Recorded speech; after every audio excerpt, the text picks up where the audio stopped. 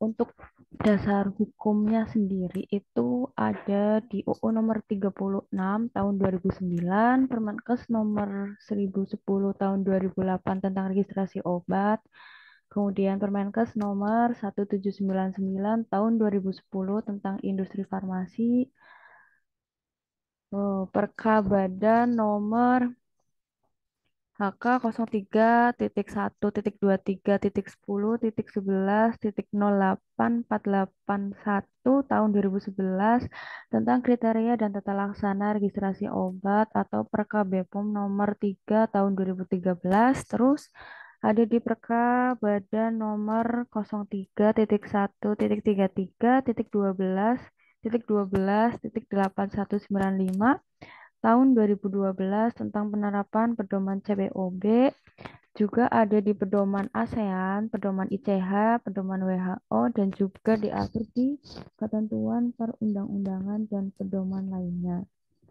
Nah, sebelum dilakukan registrasi, juga ada beberapa syarat terkait obat yang boleh untuk diregistrasikan.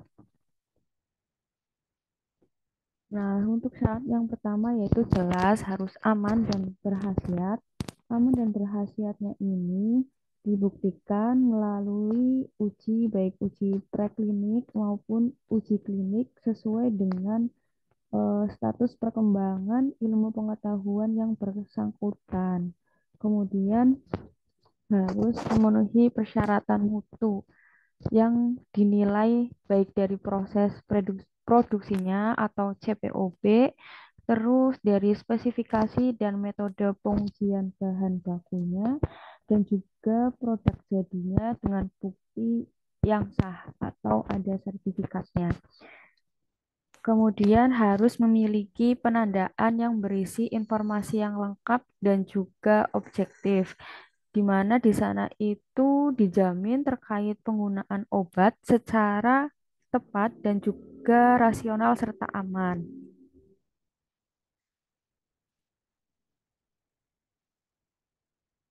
Lalu untuk psikotropika baru itu harus memiliki kemanfaatan dan keamanan yang lebih unggul dibandingkan dengan obat standar dan obat yang beredar di Indonesia untuk indikasi yang diklaim.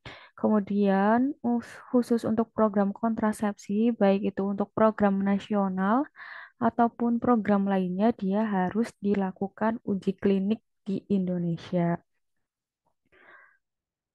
Lalu kemudian dia harus sesuai dengan kebutuhan masyarakat yang nyata dan juga terjangkau. Ini ditetapkan oleh Badan BPOM. Nah, setelah persyaratan ini sudah bisa diberikan oleh industri farmasi, baru industri farmasi bisa melakukan prosedur terkait registrasi obat. Nah, ini ada alurnya. Alur dari registrasi sendiri itu secara awal biasanya prosesnya itu dilakukan dengan proses praregistrasi. Nah, praregistrasi dan registrasi ini diajukan oleh pendaftar secara tertulis kepada Kepala BPOM, dilampirkan dengan dokumen praregistrasi atau dokumen registrasi. Nah, lalu dokumen registrasi disusun dengan format ASEAN ACTD. Kemudian selain dilakukan dengan cara manual untuk registrasi saat ini juga bisa dilakukan secara elektronik, yaitu dengan aplikasi Aero atau aplikasi e-registrasi obat. Nah, untuk alur yang pertama ini kita masuk ke sininya ya. Alur yang pertama yaitu industri farmasi ini melakukan pendaftaran kepada Kepala BPOM. Nah, ini juga sekaligus masuk ke dalam tahapan praregistrasi yang mana di sini akan menentukan jalur evaluasi dan juga kategori registrasi. Dan di tahap ini juga sekalian industri farmasi menyerahkan dokumen praregistrasi. Nah, kemudian ini kan kita ngasihnya kepada kepala BPOM ya. Ini panahnya jelaskan kepala BPOM. Nah, kemudian untuk alur yang kedua ini pemberitahuan hasil praregistrasi oleh BPOM kepada industri farmasi. Nah, biasanya ini tuh disebutin ada kurang-kurangnya apa misal dan juga evaluasinya di tahap praregistrasi ada apa, ada kekurangan apa, apa yang perlu dilengkapi oleh si industri farmasi begitu. Jadi ini kayak jawaban dari si kepala BPOM-nya. Kemudian di tahap yang ketiga ini industri farmasi sudah bisa menyerahkan berkas registrasi, kemudian mengisi formulir registrasi dan disket, dan juga menyerahkan bukti pembayaran biaya evaluasi dan pendaftaran, serta hasil praregistrasi dari Kepala BPOM juga ini diserahkan kembali ya.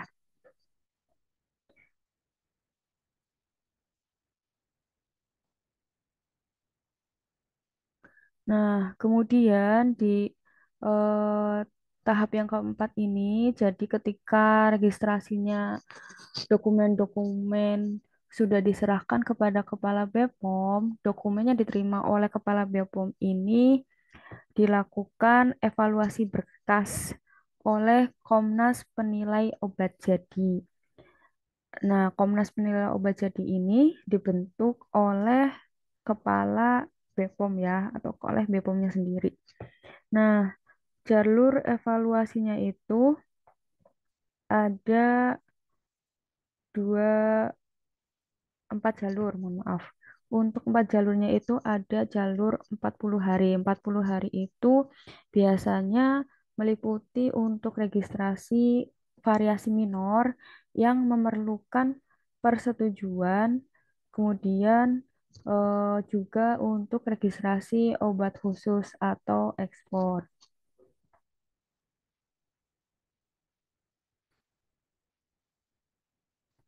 Nah, setelah itu ada juga jalur 100 hari. Jalur 100 hari ini itu untuk registrasi obat baru dan juga produk biologi yang diindikasikan untuk terapi penyakit serius yang mengancam nyawa manusia atau biasanya life saving dan atau mudah menular kepada orang lain dan belum ada atau kurang pilihan terapi lain yang aman dan efektif. Kemudian juga untuk registrasi baru obat baru dan juga produk biologi yang berdasarkan justifikasi diindikasikan untuk penyakit serius dan juga langka. Kemudian juga untuk registrasi obat baru, yaitu untuk produk biologi yang ditujukan untuk program kesehatan masyarakat. Kemudian ada registrasi obat baru juga dan juga produk biologi yang telah melalui proses obat pengembangan baru yang dikembangkan oleh industri farmasi. Jadi untuk jalur 100 hari itu eh, gampangannya dia biasanya dipakai untuk registrasi obat baru dan juga registrasi produk biologi. Nah, sedangkan ada lagi jalur 150 hari. Di jalur 150 hari ini untuk registrasi obat baru, kemudian produk biologi, dan juga registrasi variasi mayor. Sedangkan jalur 300 hari meliputi registrasi obat baru juga, terus produk biologi, kemudian produk biologi sejenis, atau registrasi variasi mayor. Akan tetapi terkait tentang jalur ini, itu jarang, amat jarang sih, bahkan aku belum pernah nemuin terkait soal UK yang dia menanyakan tentang jalur evaluasi. Biasanya yang keluar itu hanya sebatas dia masuknya registrasi apa, variasi mayor atau minor atau notifikasi. Biasanya hanya sebatas itu. Nah, kemudian di tahap yang kelima ini, karena panahnya ke atas ya, itu ke BPOM, berarti Komnas Penilai Obat Jadi itu memberitahu hasil evaluasi secara tertulis kepada industri farmasi pendaftar dan juga memberikan rekomendasi kepada Kepala BPOM. Ini berarti eh, dokumen yang diberikan dokumen pemberitahuan kepada Kepala BPOM dan juga hasil evaluasinya ya. Nah, dari hasil evaluasi ini sama BPOM kemudian diteruskan lagi ke industri farmasi yang melakukan pendaftaran.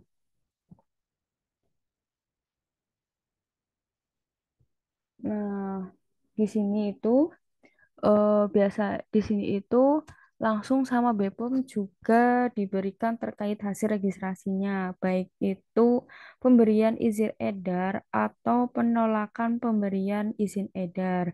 Pember- Keputusan ini jadi hasil yang disampaikan baik itu mau ditolak ataupun diberikan izin itu disampaikan secara tertulis kepada industri farmasi yang bersangkutan. Nah, keputusan pemberian ini biasanya oleh BPOM itu diberikan selambat-lambatnya berkisar antara 40 sampai dengan 100 hari kerja. Jadi, ini juga tergantung kategori dan juga jalur evaluasi mana yang eh, industri farmasi apa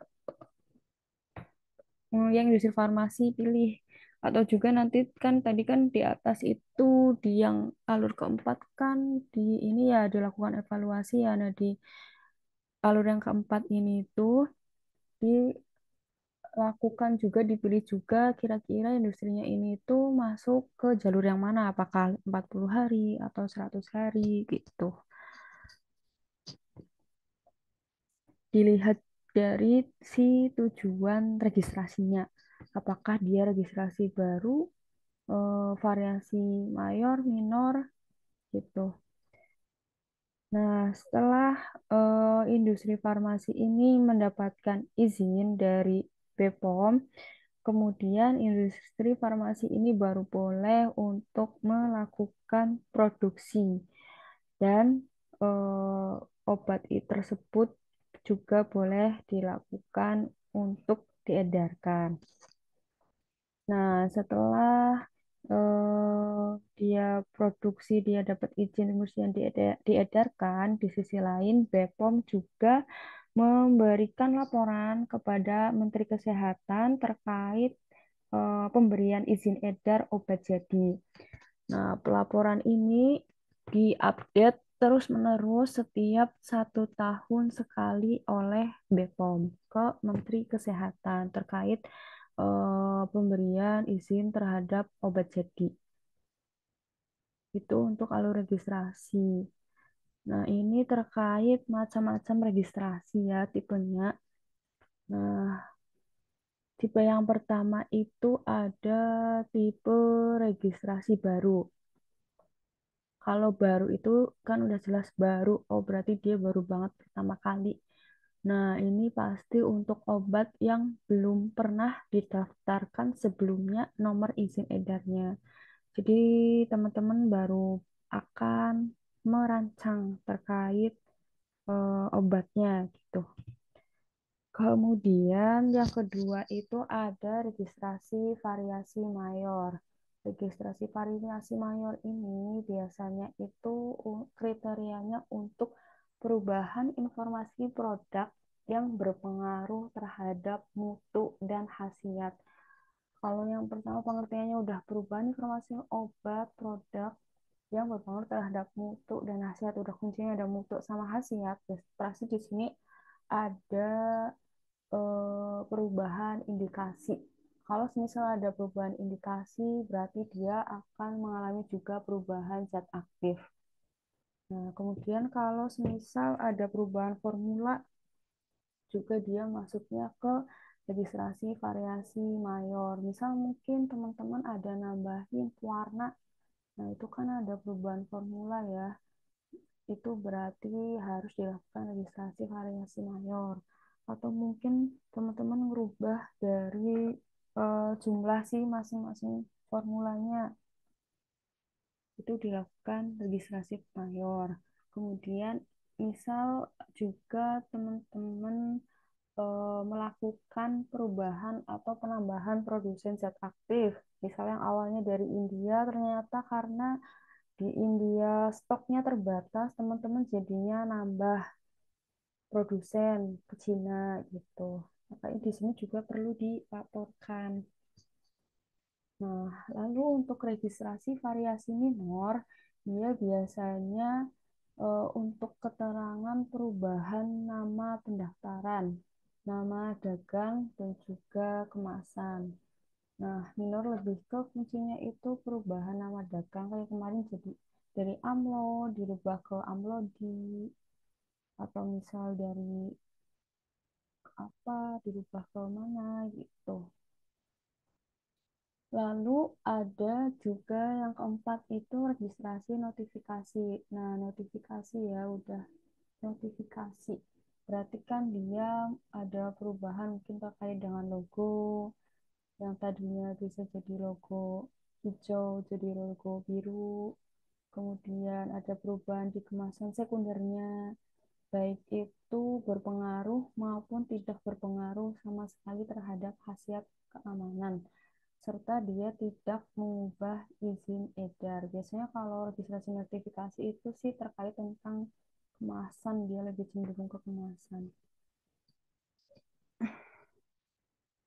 Kemudian ada registrasi ulang karena masa berlaku NIE obat itu kan 5 tahun ya. Jadi sebelum dia habis NIE-nya maka perlu dilakukan izin edarnya. Biasanya untuk rentang waktu 2 sampai dengan 12 bulan sebelum izin edarnya habis.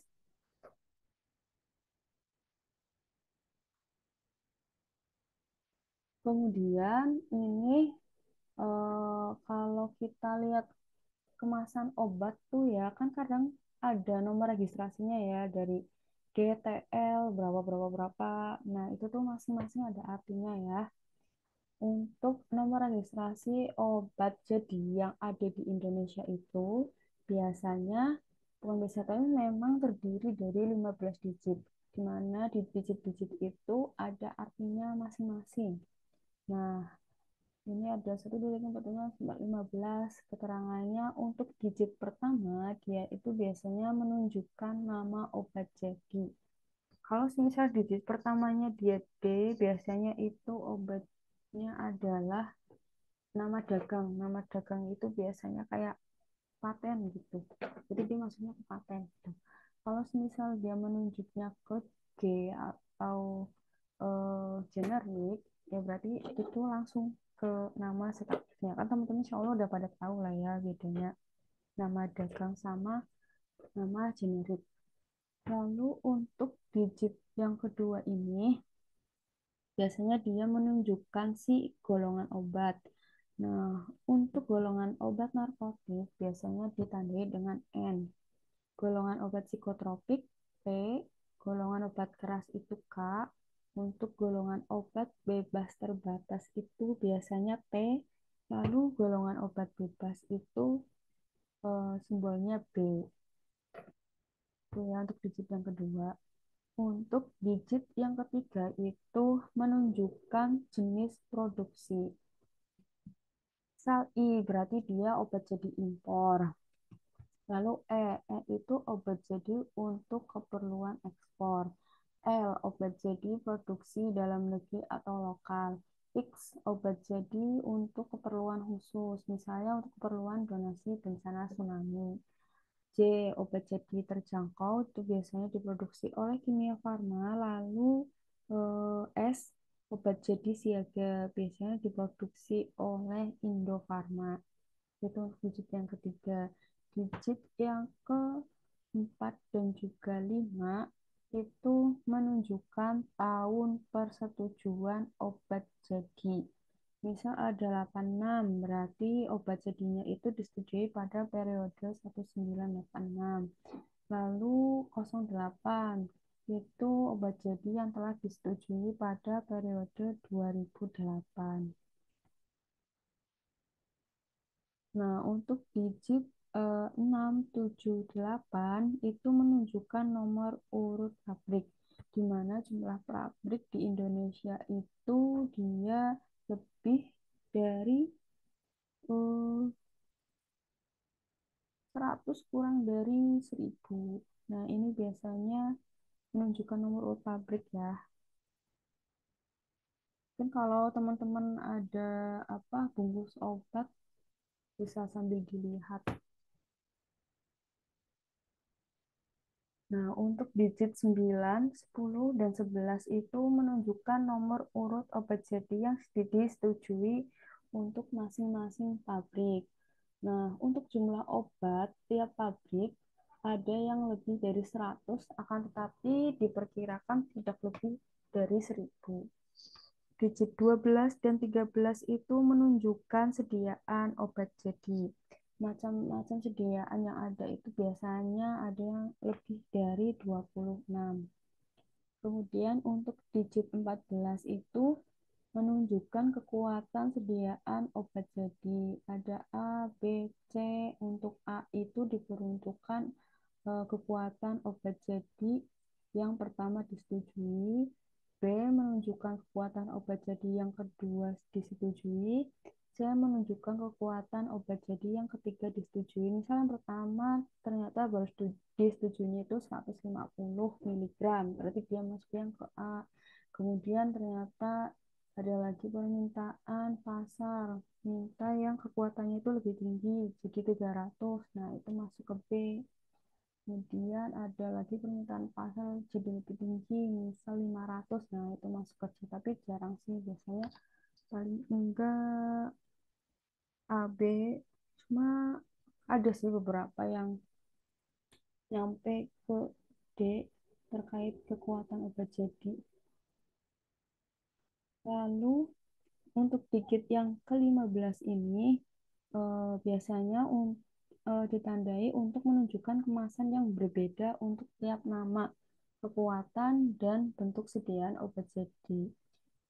Untuk satu nama, satu kekuatan, dan bentuk sediaan obat jadi diperkirakan tidak lebih dari 10 kemasan.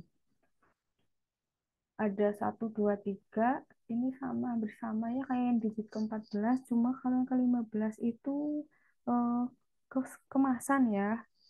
Kalau 14 kekuatan, 15 kemasan. Kalau satu untuk kemasan utama, dua beda kemasan yang pertama, lalu yang ketiga itu menunjukkan beda kemasan yang kedua. Itu terkait obat jadi. Ini tentang nomor registrasi obat juga lumayan sering ditanyain. Biasanya nanti terpampang eh, nomor registrasinya, nanti ditanya misal itu di misalnya ditanya itu digit yang pertama atau enggak, biasanya itu digit yang kedua kan tentang golongan obat ya. Misal di sana ada huruf P, termasuk golongan obat apakah, kalau dilihat dari nomor registrasinya biasanya ditanyainnya tentang seperti itu. Lu kayaknya sih udah tentang registrasi. Iya nih, itu dia tentang registrasi dan juga tata laksananya materi.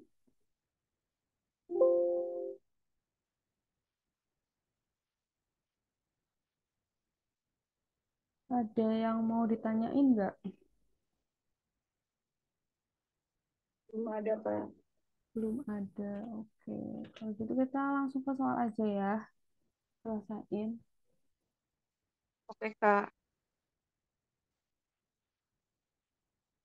Ada yang udah ngerjain ininya, post testnya apa? belum. Oke. Tadi ini yang non solid ya Kak. Kirain Kenapa? ngerjainnya tadi yang non solid, kirain bagian non solid. Gak apa-apa. Oke, oke.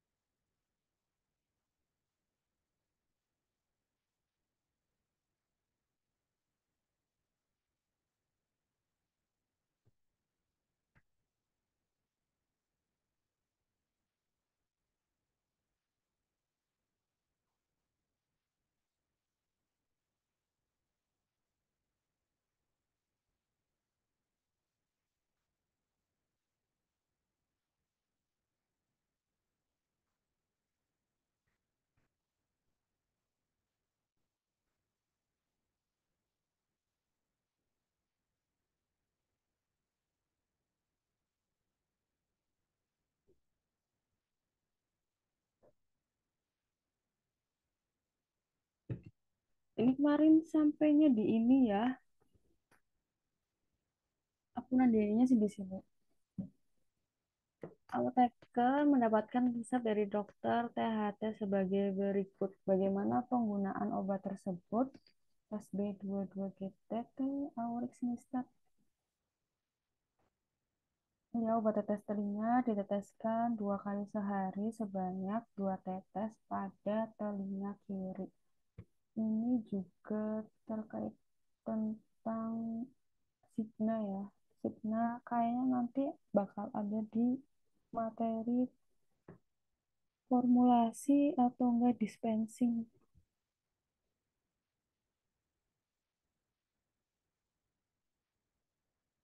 Oh, materi klinis khusus. Nanti belum sampai kan ya kalian ya, yang ada interaksinya gitu-gitu. Obat F-label. Ada nanti disampaikan kok di sana terkait tentang Signa. Kemudian, sesuai dengan peraturan perundang-undangan, harus ada upaya peningkatan mutu rumah sakit. Untuk itu, rumah sakit wajib dilakukan akreditasi secara berkala. Berapa tahun interval akreditasi rumah sakit? Ada yang jawab 4 tahun.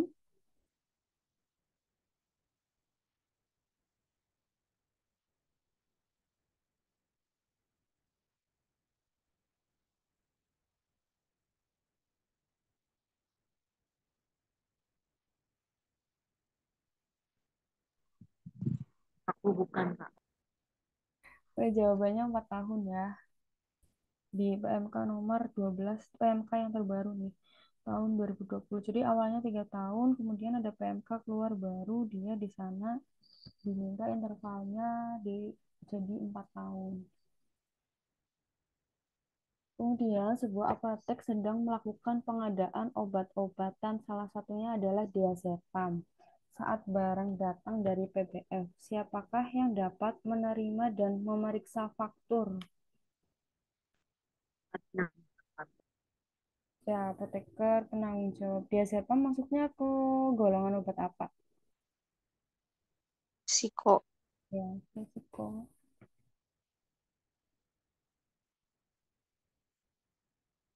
Jadi alangkah lebih baik ketika teman-teman praktek di tempat fasilitas pelayanan kesehatan itu untuk obat-obat yang mengandung psikotropik, narkotik, prekursor, yang terima itu langsung apoteker penanggung jawabnya.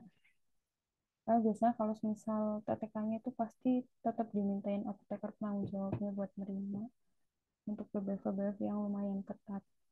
Kemudian, rumah sakit tempat Bapak A bekerja sebagai apoteker hendak memesan morfin karena stok di rumah sakit telah habis. Bapak A harus membuat SP. Kemanakah SP ditujukan? Mau pesan morfin. Morfin ikutnya ke golongan obat apa?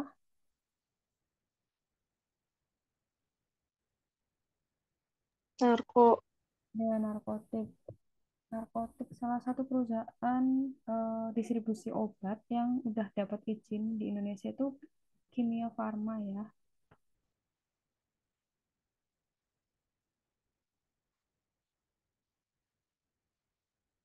Sebuah apotek baru mengurus SIPA karena terjadi pergantian APJ di mana STRA dari apoteker tersebut berlaku sisa 3 bulan.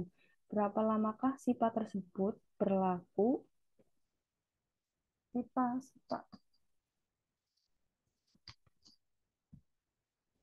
5 tahun ya untuk SIPA berlaku.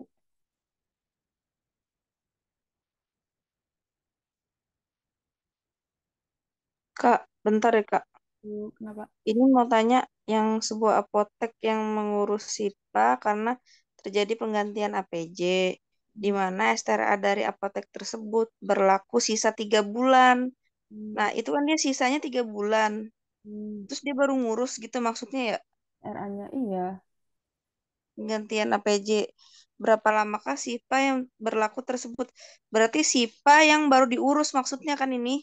baru diurus. SIPA yang natiknya keluar gitu. Kalau SIPA yang nantinya keluar ya, bukan SIPA yang STRA-nya tinggal 3 bulan itu kan maksudnya? Bukan, iya iya kayak gitu, maksudnya kayak gitu. Maksudnya SIPA yang baru diurus ya, bener ya 5 tahun berarti. Ya betul, iya 5. Oke.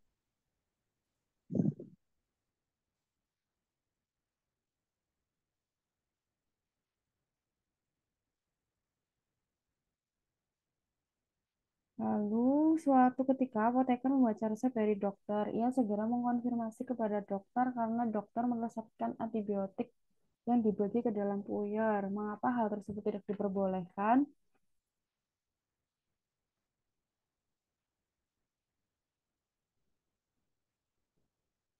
Ya, antibiotik beresiko tidak dihabiskan. Jadi kemarin di materi tentang pelayanan resep kan kita lakukan screening ya. Ini berarti masuk ke screening farmaseutis kalau nggak salah terkait tentang ketercampuran obat.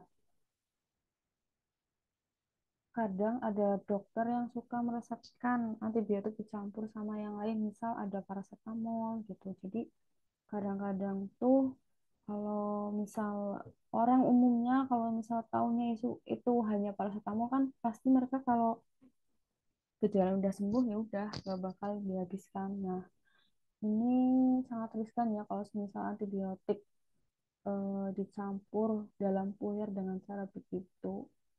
Alangkah lebih baiknya dia dipisah untuk antibiotik karena terkait dengan aturan pakainya di mana antibiotik itu harus dihabiskan.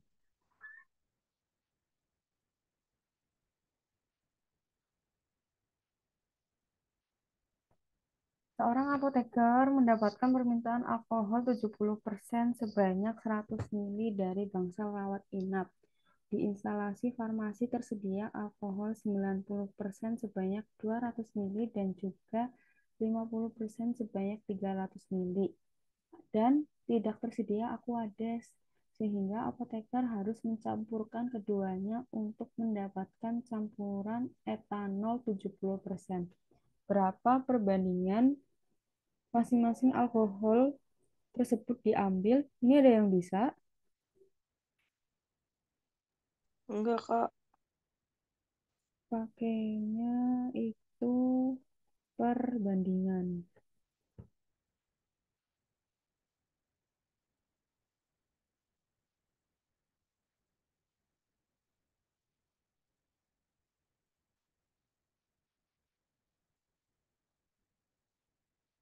Ini kan pilihannya itu hmm, 100 ml ya. Jawaban benernya itu 50 banding 50. Jadi kita itu kalau di sini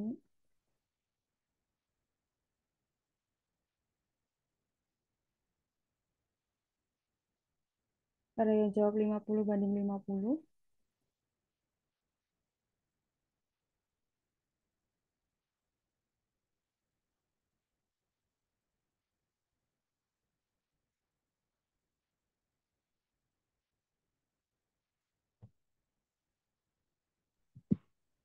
Nggak inget Kak, soal kemarin ngasal nggak ngerti cara ngitungnya. Oke, oke. Kalian sayang di sini ikut TO-TO di luar nggak?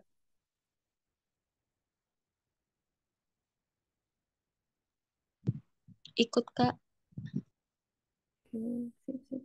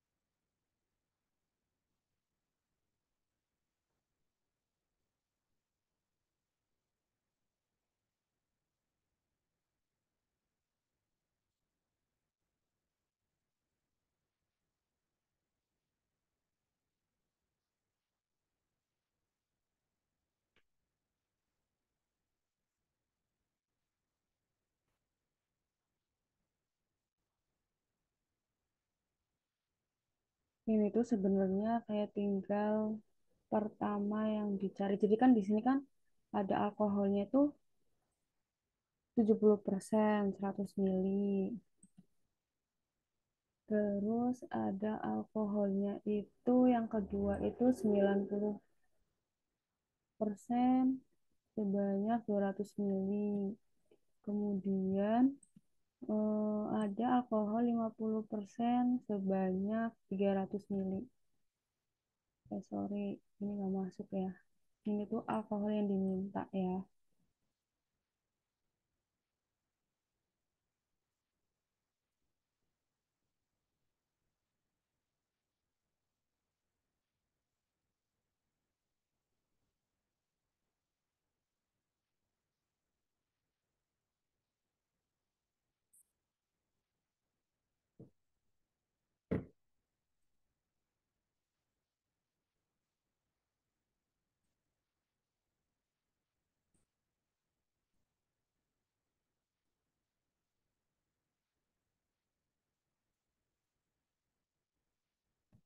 Jadi ceritanya kalian di instalasi farmasi. Ada permintaan alkohol 70% sebanyak 100 mili. Tapi di sana itu tidak ada Aquades. Yang tersedia itu hanya alkohol 90%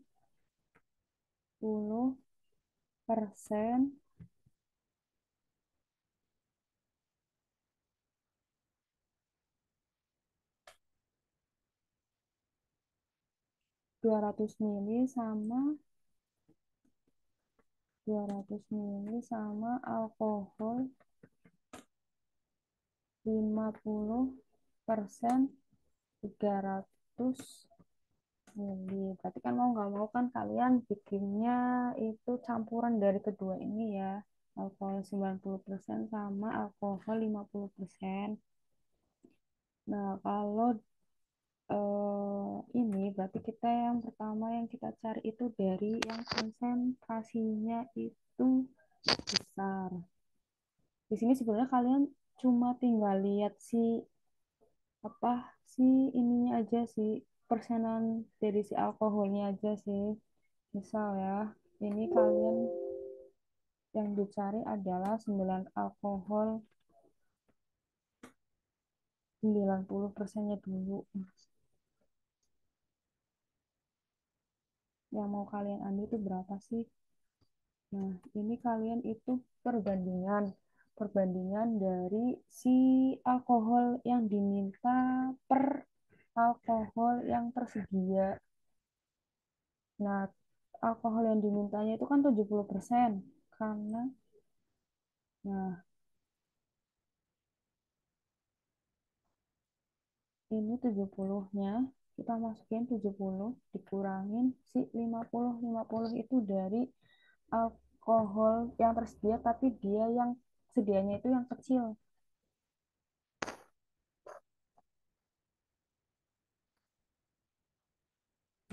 Kemudian nanti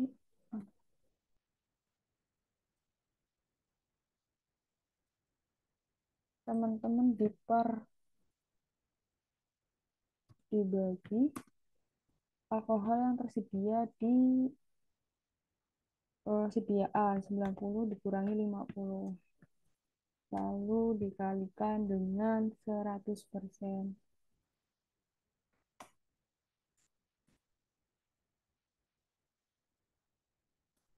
Nah, di sini ketemunya itu 50.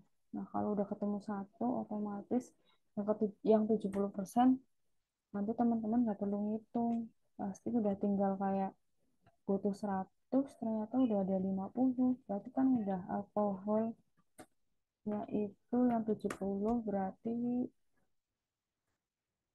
sisanya ya 50 mili. Ini kalau mau pakai cara ini. Akan tetapi ada juga yang pakai cara perbandingan yang kayak 1M1 itu loh. Ingat nggak? Nah, kalau ya pakai perbandingan yang V1M1, berarti nanti teman-teman bikinnya itu 3 kali perbandingan. Misal ya, cara pertama,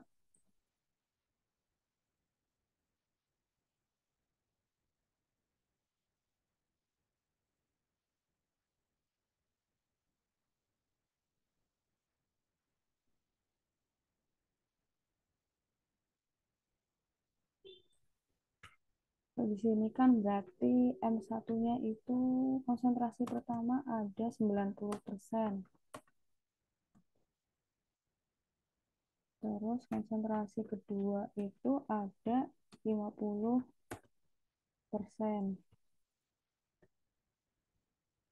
Nah, konsentrasi ketiga, ini konsentrasi yang kita mau itu ada 70%. Langsung kita masukin. Tuh, masukin berarti P1, M1,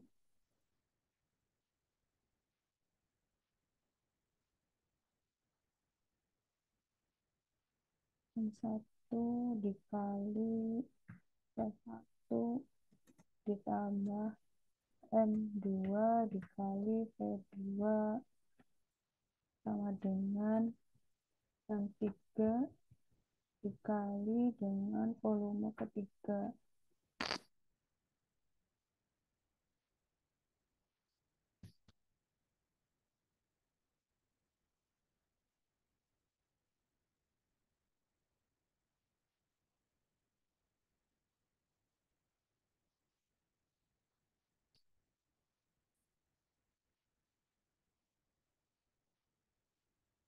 Ya, terus kita masukkanlah angkanya 90 ditambah P1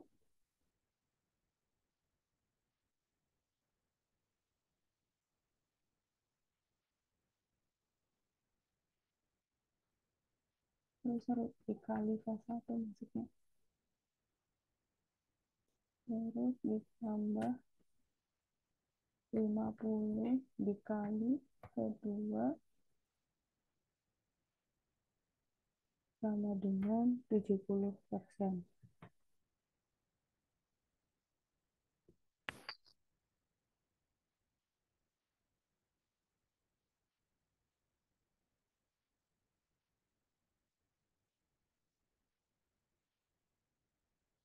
Lalu ya, ini karena buat membagi, kayak nanti buat nyamain penyebut, kalian itu di sini susah banget ya.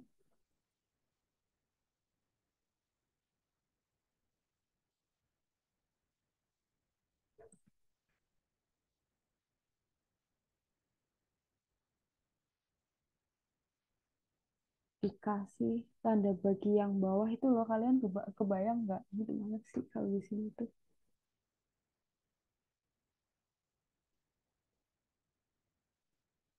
Oke, kita kasih ini. Nah, dikasih sini. Nah, bawahnya itu di sini P1 ditambah P2.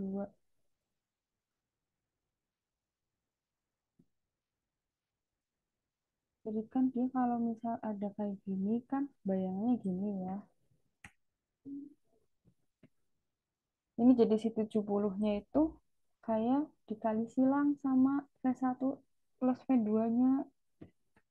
Jadi nanti jadi gambarnya tuh 90 V1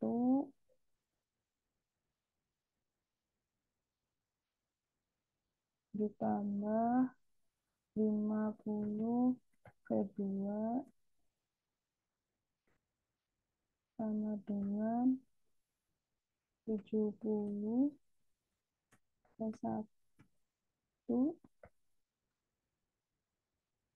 tambah 70 V2.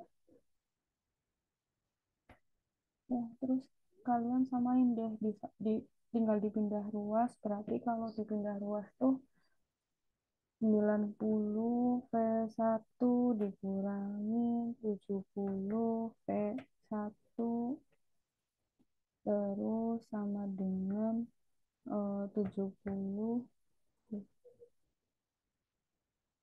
V2 dikurangi 50 V2. Nah, di sini kan langsung kan ketemunya jadi 20 V1 sama dengan berapa? 20 V2. Kalau dibandingkan kan jadinya 1 sama dengan 1. Nah, kalau dilihat dari soal nih yang hasil perbandingannya itu 1 dibanding 1 kan cuma yang 50 banding 50. Nah, itu caranya bisa nangkep nggak?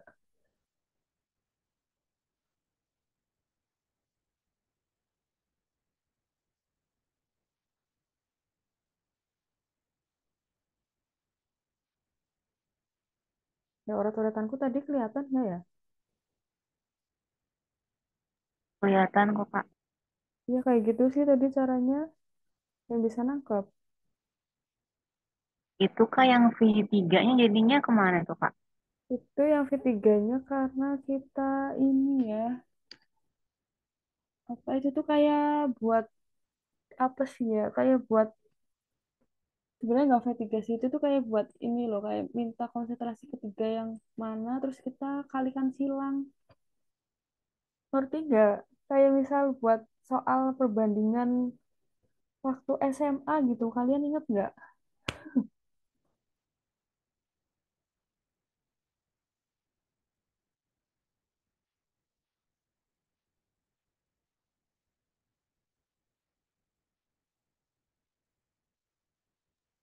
Itu rumusnya kayak rumus pengenceran gitu ya, Kak? Ya, pakainya rumus pengenceran.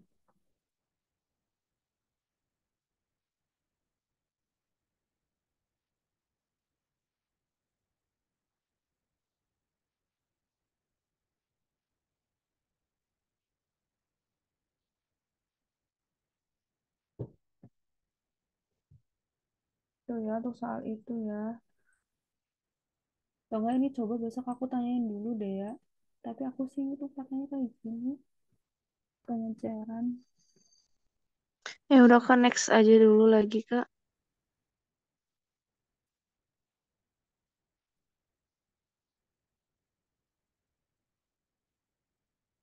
Nah, di sebuah apotek terdapat beberapa obat berikut yang hendak disusun. Ada paracetamol 500 mg, paracetamol 650 mg, rifampicin, Timstat, dan Ribunal. Bagaimana cara penyusunan yang tepat bila obat akan disusun dari kiri ke kanan? Nah, ini yang perlu kita lihat itu dari si kekuatan sediaan ya. Di sini ada dua obat dengan kekuatan sediaan yang berbeda. Jadi yang ada yang 500 miligram sama 650 miligram. Nah, untuk penyusunan obat yang ini, teman-teman harus dipisah, minimal adalah dipisah satu obat. Nah, karena di sini di pilihan itu kita lihat dari pilihannya, pilihan yang pertama itu kan dia jejer, berarti udah langsung dieliminasi ya. Untuk pilihan yang kedua ini, nah ini bisa jadi opsi pertama. Lalu dilihat dari pilihan yang ketiga itu dia paracetamolnya itu bersebelahan. Berarti kita skip lagi. Pilihan keempat paracetamol juga bersebelahan, kita skip lagi. Pilihan kelima juga bersebelahan, jadi di skip lagi. Nah, dari pilihan yang ada di sini ini yang benar itu ada di pilihan yang ke B. Itu ada paracetamol, kemudian dipisah dengan 3 obat, lalu baru paracetamol lagi yang ukurannya yang kekuatan sedianya itu besar. Nah, untuk yang ini catatan dari rifampicin, tribunal, dia itu harusnya yang akan lebih benar itu ketika berdasarkan sesuai abjad ya. Ini dari B, F, M itu kan berarti lebih duluan B ya. Harusnya di sini masuknya ke B, kemudian baru yang ke F, lalu ke si instarnya. Tapi karena di pilihan ada yang begini, berarti yang kita ambil yang ini. Pokoknya untuk catatan yang paling mendasar di cara penyusunan obat seperti ini nih, misal ada obat yang sama dengan jenis dengan kekuatan sediaan yang berbeda, dia harus dipisah paling tidak minimal satu obat. Itu ya untuk catatan di soal yang ini.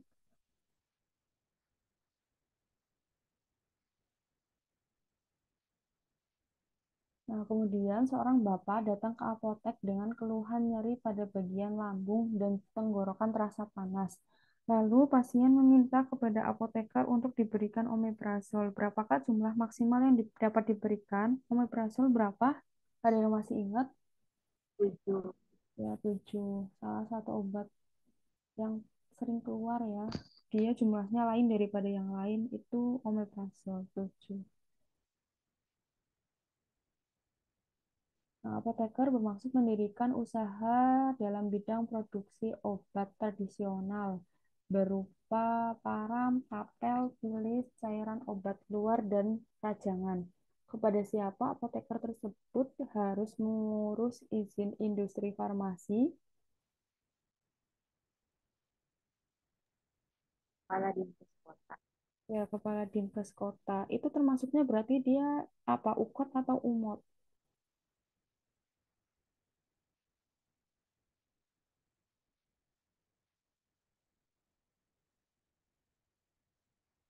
Kalau dilihat dari sediaan yang mau mereka buat pada param, kapel, pilis, cairan obat luar, sama rajangan.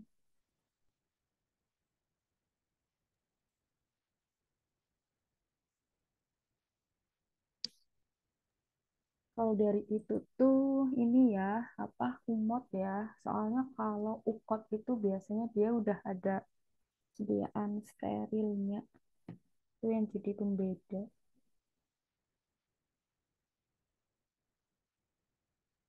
Nah, kemudian formularium rumah sakit disusun mengacu kepada formularium nasional, di mana pembuatannya disusun oleh panitia tertentu yang ditetapkan oleh pimpinan rumah sakit. Apa tim yang bertugas untuk menyusun formularium? Nah, di sini panitia farmasi dan terapi ya, atau enggak biasanya itu komite farmasi dan terapi.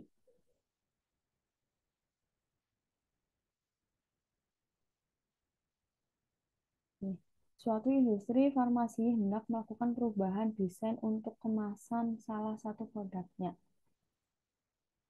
Menurut peraturan registrasi BPOM, perubahan desain kemasan tersebut termasuk ke dalam perubahan kemasan masuknya mana? Mayor, minor, Fami A itu sama aja kayak variasi minor ya. Jadi di sana disebutin terkait tentang perubahan kemasan.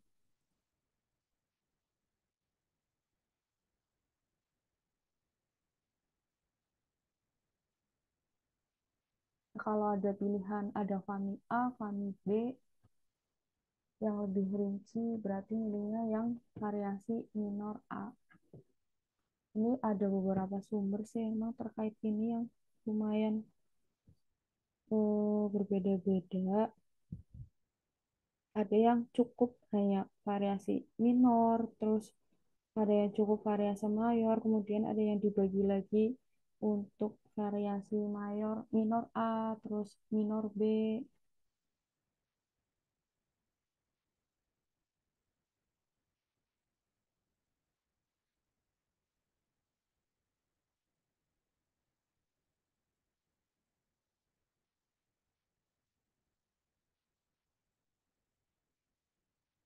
Kalau yang minor B itu lebih ke apa namanya perubahan informasi terkait nama dagang obat.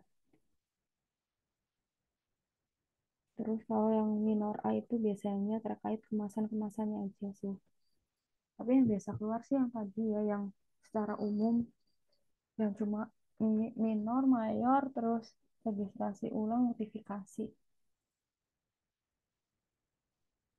Lalu seorang apoteker sedang melakukan penyiapan resep berisi kapsul racikan. Diketahui bahwa tanggal hari itu adalah 1 Januari 2023.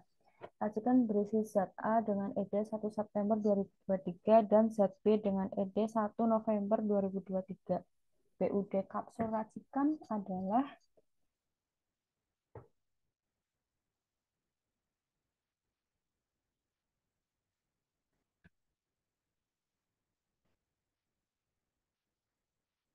ya kalau untuk kapsul racikan BUD-nya ada di 3 bulan ya sama kayak pulvers ya. Berarti dia masuknya di 1 Maret 2023.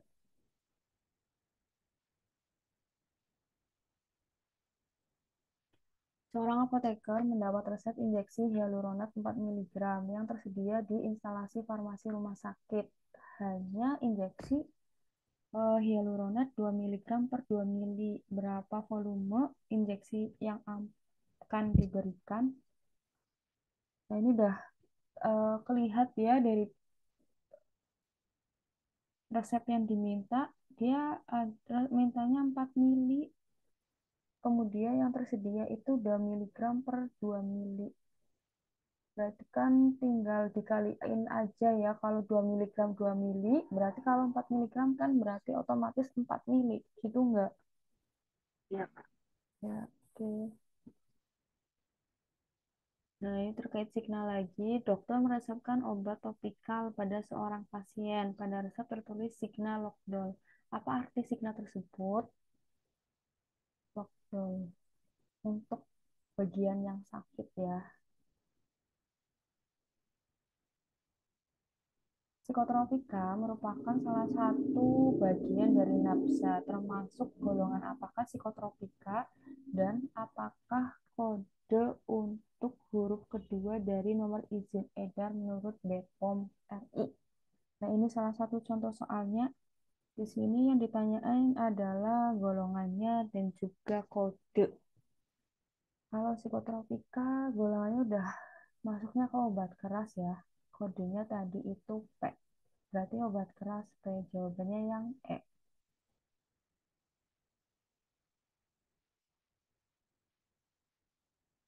Seorang pasien wanita berumur 57 tahun dengan berat badan 60 kg dan tinggi 1,5 menderita kanker payudara dan diterapi dengan obat siklofosfamid 600 mg dengan rute intravena. Berapa BSA pasien tersebut? Ini BSA itu body surface area atau sering dikenal dengan nama lainnya itu LPT, luas permukaan tubuh. Kemarin itu luas permukaan tubuh kita menghitungnya dengan cara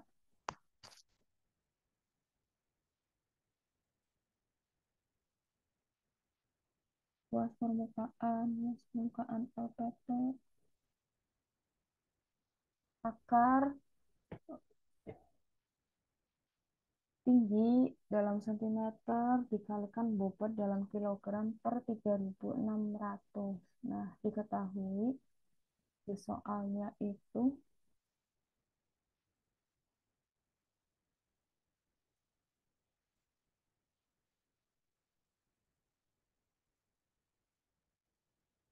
ada yang ngitung ini enggak?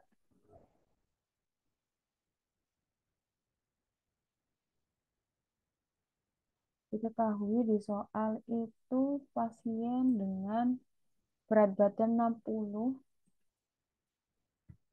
kg 60 kilogram, terus tingginya itu 1,5 meter ya. Lalu yang ditanyakan adalah BSA. Jawab BSA atau LPT kita hitung dengan cara eh,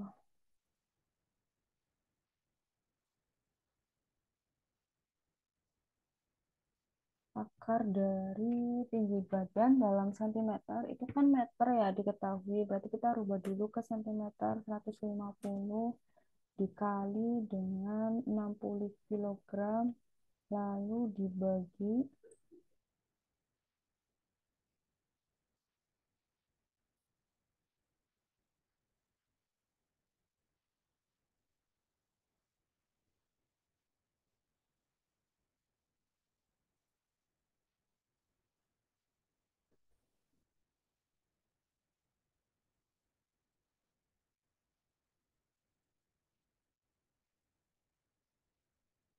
kita baginya ke 3.600 ya.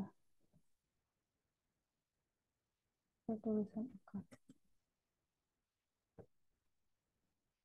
Supaya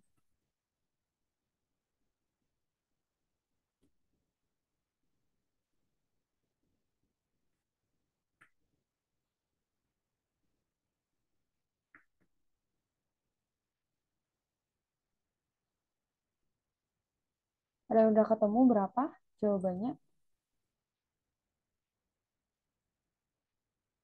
1,58 ya.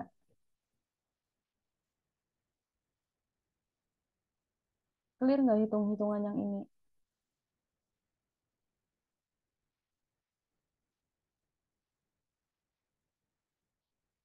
Atau ada yang bingung?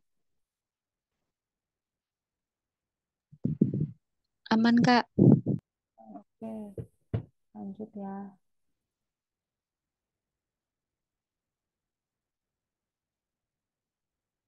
Seorang apoteker sedang melakukan pemantauan terapi obat pada seorang pasien yang menggunakan injeksi gentamisin. Apoteker ingin memantau efek samping dari injeksi gentamisin. Alat bantu apakah yang dapat apoteker gunakan? Berarti efek samping, berarti terkait tentang reaksi obatnya ya.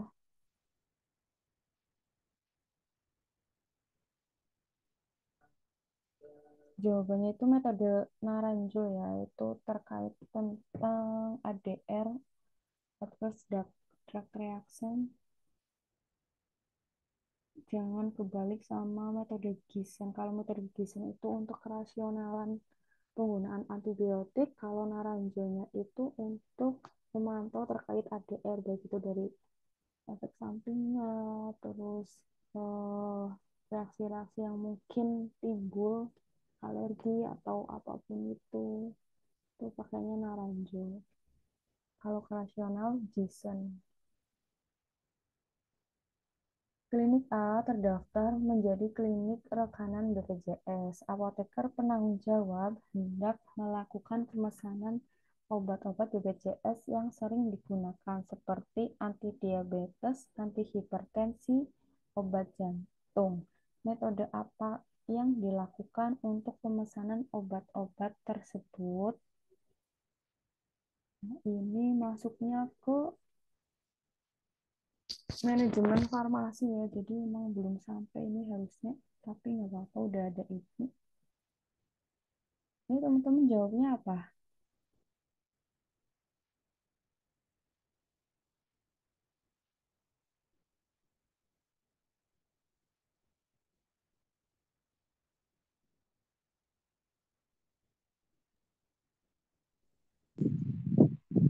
Katalog, Kak. Katalog dia itu kayak medianya untuk pesen. Kalau metodenya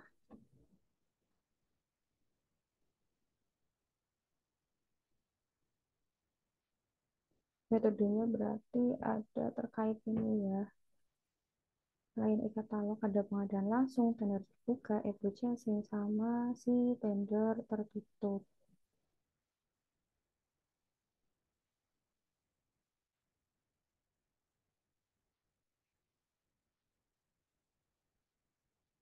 Kalau di sini nanti masuknya dia e-purchasing ya, karena udah nih kuncinya ada terkait klinik jadi rekanan BPJS. Nah, obat-obat BPJS itu kan biasanya udah jelas ya obat-obatnya udah diatur lah ya, ada obat anti diabetes, hipertensi, terus ada obat jantung. Nah, untuk itu biasanya sering dipakai itu e-purchasing.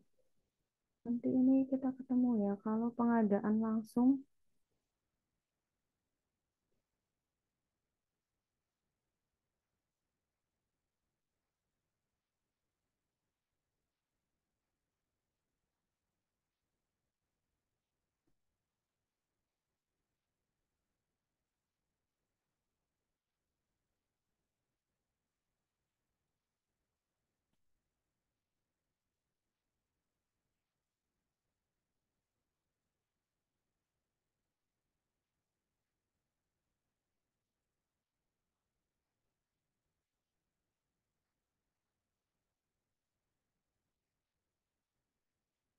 biasanya kalau pengadaan langsung itu udah langsung ditunjuk sama si rumah sakitnya. Misal rumah sakit udah langsung nunjuk PBFA mau buat pengadaan obat ini gitu.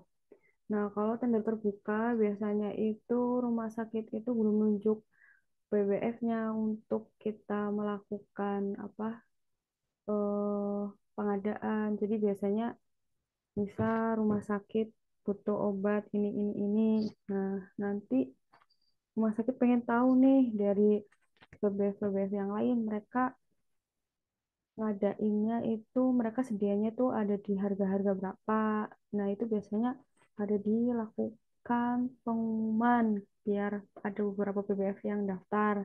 Nah, kalau tender tertutup, biasanya memang rumah sakit udah langsung kerjasama sama beberapa PBF. Jadi langsung aja mereka seleksi dari PBF-PBF yang udah mereka lakukan kerjasama gitu. Itu perbedaan secara garis garis umumnya ya. Nanti kalau ini pemesanan dia masuknya ke manajerial, berarti nanti di sana ada terkait tentang pengadaan. Kan udah habis soalnya sih. Udah terkait tentang soal seperti itu. Ada yang mau ditanyakan untuk malam ini?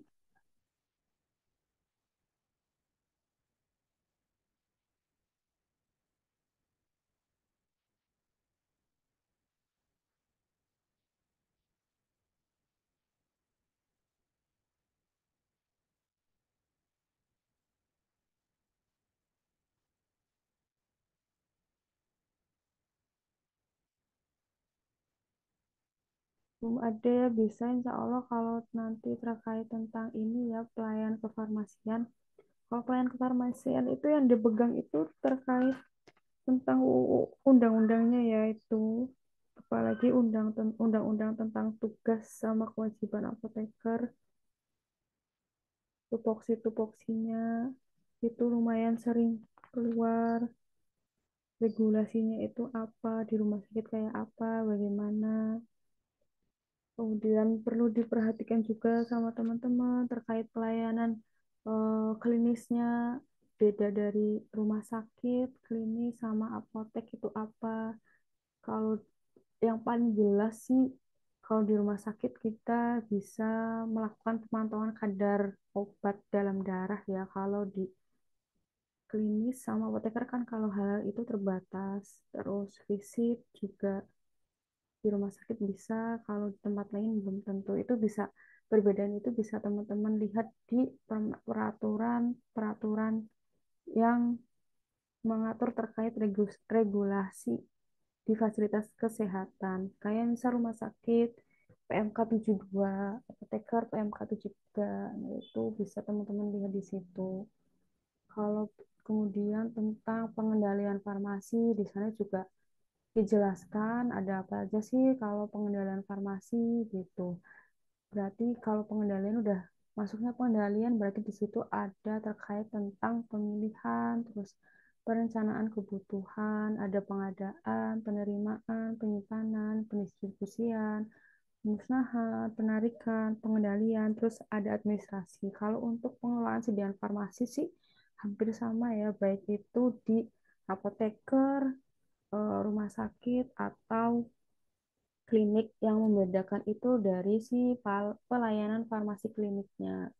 Kayak semisal kalau di rumah sakit ada rekonsiliasi obat, kalau di apotek kan nggak ada. Terus visit di rumah sakit ada, apotek nggak ada. Terus tadi itu memantauan kadar obat dalam darah, terus tadi ada juga tentang dispensing sediaan steril nih yang paling membedakan itu kan di apotek pasti nggak ada, dan ini juga di beberapa rumah sakit tertentu sih, tapi pasti rumah sakit biasanya ada itu. Terus perlu diperhatikan juga tentang OA-OA-nya yang boleh diberikan maksimal berapa, karena pertanyaan terkait itu sih. Ada lagi kalau belum ada, dicukupkan ya untuk malam ini. Kalau misalnya nanti ada pertanyaan, misal lagi belajar terus muncul pertanyaan, mau tanya silakan tanya aja nggak apa-apa. Mau di grup boleh, mau lewat chat pribadi juga nggak apa-apa.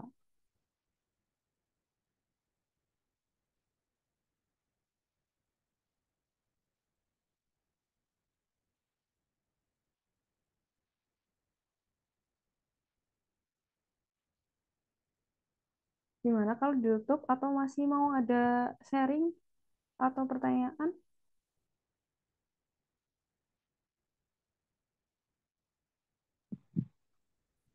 Sepertinya cukup, Kak. Terima kasih, Kak. Silakan ya, itu latihan-latihannya dikerjain biar teman-teman juga bisa lihat progresnya udah sampai mana. Nah, untuk pertemuan malam ini saya cukupkan ya, kurang lebihnya saya mohon maaf, semoga ada manfaat yang bisa diambil. Selamat istirahat. Wassalamualaikum warahmatullahi wabarakatuh. Waalaikumsalam warahmatullahi wabarakatuh. Terima kasih, Kak. Terima kasih, Kak.